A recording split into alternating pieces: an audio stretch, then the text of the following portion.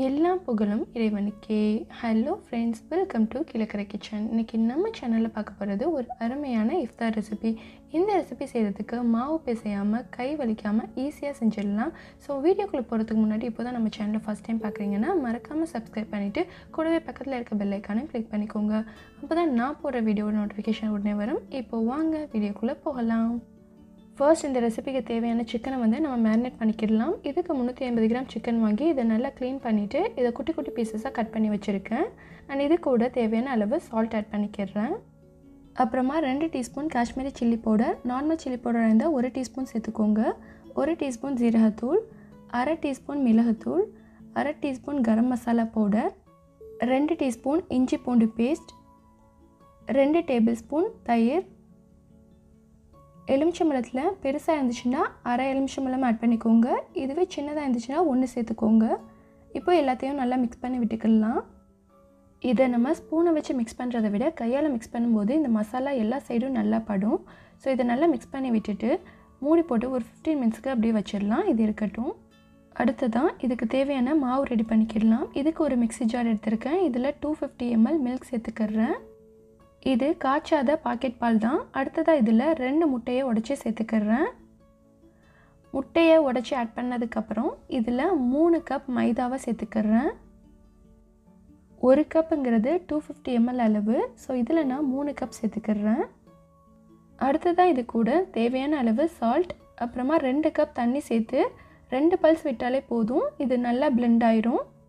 நம்ம இதுக்கு யூஸ் பண்ணுற மிக்ஸி ஜார் நம்ம மாவுலாம் அரைக்கிறதுக்கு யூஸ் பண்ணுவோம்ல, பெரிய மிக்ஸி ஜார், அதை யூஸ் பண்ணிக்கோங்க. அப்போ தான் எல்லாத்தையும் ஒன்றா சேர்த்து அரைக்கிறதுக்கு ஈஸியாக இருக்கும். இப்போ மாவு அரைச்சிட்டு வந்தியாச்சு. மாவு இந்த மாதிரி கன்சிஸ்டன்சியில் தான் இருக்கணும். இப்போது மாவு ரெடி பண்ணியாச்சு. இது இருக்கட்டும். அடுத்ததாக மேரினேட் பண்ணி வச்ச சிக்கனை நம்ம குக் பண்ணிக்கிடலாம். இந்த சிக்கனை ஃப்ரை பண்ணுறதுக்கு நான் ஒரு பேன் எடுத்திருக்கேன். இதில் 1 டேபிள் ஸ்பூன் ஆயில் சேர்த்துக்கிறேன். ஆயில் லைட்டாக சூடானதும் இதில் நம்ம மேரினேட் பண்ணி வச்சுருக்க சிக்கனை சேர்த்துக்கிடலாம். இந்த ரெசிபிக்கு நம்ம சிக்கனை குட்டி குட்டியாக கட் பண்ணி சேர்த்துருக்கோம். இதுவே நீங்கள் மட்டனில் செய்கிறதா இருந்தால் மட்டன் கைமா வாங்கி யூஸ் பண்ணிக்கோங்க. இப்போது இந்த சிக்கன் எண்ணெயில் நல்லா ஃப்ரை ஆகணும். இதில் தண்ணி எதுவும் சேர்க்க வேணாம். கறி விடுற தண்ணியிலே இது குக் ஆயிரும். இப்போ இது நல்லா சுருண்டு மணம் வந்ததுக்கப்புறம் இதில் நம்ம மற்ற இன்க்ரீடியன்ட்ஸ் ஆட் பண்ணிக்கிடலாம்.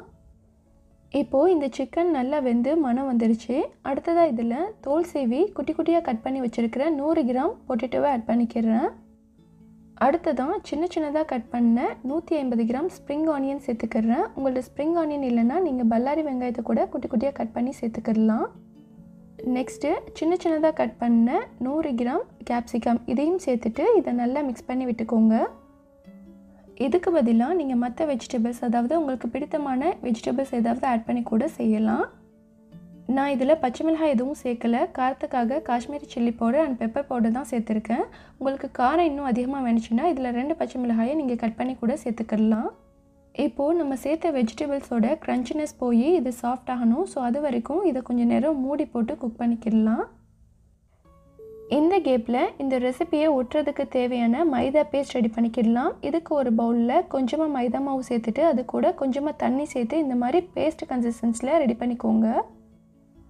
இதுவும் இருக்கட்டும். அடுத்ததாக நம்ம வெஜிடபிள்ஸை பார்க்கலாம். ஸோ மூடியை ஓப்பன் பண்ணிவிட்டு இதை நல்லா மிக்ஸ் பண்ணி விட்டுக்கோங்க. இதுவும் நல்லா வெந்துருச்சு. வெஜிடபிள்ஸ் எல்லாமே சாஃப்ட் ஆகிடுச்சு. இந்த டைமில் உப்பு போதுமானு செக் பண்ணிக்கோங்க. ஃபைனலாக இதுக்கு மேலே நம்ம மல்லி இலைகளை தூவிக்கிடலாம். மல்லி இலைகளை இந்த மாதிரி குட்டி குட்டியாக கட் பண்ணி சேர்த்துக்கோங்க. இதை லாஸ்ட்டாக சேர்க்குறதுனால இது நல்ல வாசனையாக இருக்கும். ஃபைனலாக இதை ஒரு தடவை மிக்ஸ் பண்ணி விட்டுட்டு நம்ம இதை வேறொரு பவுலுக்கு ட்ரான்ஸ்ஃபர் பண்ணிக்கிடலாம். குக் பண்ண சிக்கன் அண்ட் வெஜிடபிள்ஸை நான் வேறொரு பவுலுக்கு ட்ரான்ஸ்ஃபர் பண்ணிக்கிறேன். ஸோ இந்த மாதிரி பண்ணுறதுனால இது சீக்கிரம் ஆறிடும். இது நல்லா ஆறினதுக்கப்புறம் இதில் நம்ம ஒரு சீக்ரெட் இன்க்ரீடியன்ட் சேர்க்க போகிறோம். இது சேர்த்தோன்னா அதோட டேஸ்ட் ரொம்பவே அட்டகாசமாக இருக்கும். இப்போ இதுவும் நல்லா ஆறட்டும். அடுத்ததான் நம்ம ரெடி பண்ணி வச்சுருக்கிற மாவை ஒரு தோசை கல்லையோ இல்லைன்னா இந்த மாதிரி தவாவுலையோ ஊற்றி தோசை ஷேப்பில் இந்த மாதிரி ரொட்டேட் பண்ணிக்கோங்க. மாவோட கன்சிஸ்டன்சி ரொம்ப திக்காக இல்லாத மாதிரி பார்த்துக்கோங்க. ஸோ அப்போ தான் இந்த மாதிரி ரொட்டேட் பண்ண வரும். அப்புறம் மாவோட பேஸும் ரொம்ப தின்னாக இருக்கும். இதை ரொம்ப முருக விட்டுறக்கூடாது. லைட்டாக இதோட கலர் சேஞ்ச் ஆனதுக்கப்புறம் இதை அடுத்த சைடு திருப்பி போட்டுக்கலாம். இப்போது தோசையை நம்ம 2 சைடும் திருப்பி போட்டு எடுத்தியாச்சு. இதை நான் தவாவிலேருந்து எடுத்துடுறேன். இதே மாதிரி உங்களுக்கு எத்தனை வேணுமோ எல்லாத்தையும் சுட்டி எடுத்து வச்சுக்கோங்க. அடுத்ததாக நம்ம ரெடி பண்ணி வச்சுருக்கிற ஸ்டஃபிங்கை பார்க்கலாம். இது நல்லாவே ஆறிடுச்சு. இது கூட 100 கிராம் மோசரல்லா சீஸை இந்த மாதிரி சீஸ் கட்டரில் துருவி சேர்த்துக்கிறேன். சீஸை துருவி வெளியில் வச்சிட்டிங்கன்னா அது வெளியில் உள்ள டெம்பரேச்சருக்கு மெல்ட் ஆன மாதிரி ஆயிரும். ஸோ அதனால் நீங்கள் செய்யும்போது துருவி சேர்த்துக்கோங்க. நான் சொன்ன சீக்ரெட் இன்க்ரீடியன்ட்ஸ் இது தான். இதை சேர்த்திங்கன்னா இதோட டேஸ்ட் வந்து அட்டகாசமாக இருக்கும். உங்கள்கிட்ட இருந்தால் சேர்த்துக்கோங்க, இல்லைனா ஸ்கிப் பண்ணிக்கோங்க. சீஸ் சேர்த்ததுக்கப்புறம் இதை நல்லா மிக்ஸ் பண்ணி விட்டுக்கோங்க. எந்த ஒரு டிஷ்ஷையுமே வந்து நம்ம சீஸ் சேர்த்து செஞ்சோன்னா அது ரொம்ப சூப்பராக இருக்கும். இப்போது நம்ம ரெடி பண்ணி எடுத்து வச்சுருக்கிற இந்த பேஸில் நம்ம ஸ்டஃபிங்கை சென்டரில் வச்சுக்கிடலாம். ஸோ ஸ்டஃபிங் கொஞ்சம் எடுத்துகிட்டு இந்த மாதிரி சென்டரில் வச்சு லைட்டாக பரப்பி விட்டுக்கோங்க. ஸ்டஃபிங் ரொம்ப வச்சிட்டிங்கன்னா இது மடிக்க வராது, அப்புறம் பேஸும் பிஞ்சிரும். ஸோ அதனால் கொஞ்சமாக அளவாக வச்சுக்கோங்க. இதை ஒரு சைடு திருப்பி போட்டு அதுக்கு மேலே நம்ம மைதா பேஸ்ட் அப்ளை பண்ணிக்கிடலாம். இந்த மாதிரி பேஸ்ட் அப்ளை பண்ணுறதுனால நம்ம உள்ளக்க வச்சுருக்கக்கூடிய ஸ்டஃபிங் வந்து வெளியில் வராது. அடுத்ததாக இந்த மாதிரி நான் வைக்கிற மாதிரி அப்ளை பண்ணிவிட்டு இதை திரும்ப 2 சைடும் க்ளோஸ் பண்ணிடுங்க. நம்ம எந்த அளவுக்கு மைதா பேஸ்ட் அப்ளை பண்ணுறோமோ அந்த அளவுக்கு அது பிரிஞ்சு வராது. அகைன் இதை 2 சைடும் க்ளோஸ் பண்ணிட்டேன்னா இது ஒரு பாக்ஸ் மாதிரி ரெடி ஆகிடும். இதே மாதிரி உங்களுக்கு எவ்வளோ வேணுமோ அவ்வளோவா ரெடி பண்ணி எடுத்து வச்சுக்கோங்க. இப்போது இந்த பாக்ஸை நம்ம தவாவில் போட்டு சுட்டி எடுத்துடலாம். இதுக்கு ஒரு தவாவை ஹீட் பண்ணிவிட்டு அதில் இந்த மாதிரி பாக்ஸை வச்சுருங்க. இதை நம்ம டீப் ஃப்ரை பண்ண போகிறது இல்லை, சாலோ ஃப்ரை தான் பண்ண போகிறோம். ஸோ அதனால் இதை சுற்றியும் ஆயில் விட்டுக்கிறேன். ஆயிலுக்கு பதிலாக நீங்கள் பட்டர் அப்ளை பண்ணிவிட்டு கூட இதை போட்டு எடுக்கலாம். இதோட 2 சைடும் நல்லா பொன்னிறமாக வர வரைக்கும் இதை திருப்பி திருப்பி விட்டுக்கோங்க. இதை அடுத்த சைடு திருப்பி போட்டுக்கிறேன். ஒரே சைடு நீங்கள் ரொம்ப நேரம் போட்டுட்டிங்கன்னா அது கருகிரும். ஸோ அதனால் பார்த்து திருப்பி விட்டுக்கோங்க. இதில் சீஸ் அண்ட் சிக்கன் சேர்த்துக்கிறதுனால இது ரொம்பவே குழந்தைங்க விரும்பி சாப்பிடுவாங்க. வெஜிடபிள் சாப்பிடாத குழந்தைங்க கூட வெஜிடபிள் எடுத்து போடாமல் அப்படியே சாப்பிடுவாங்க.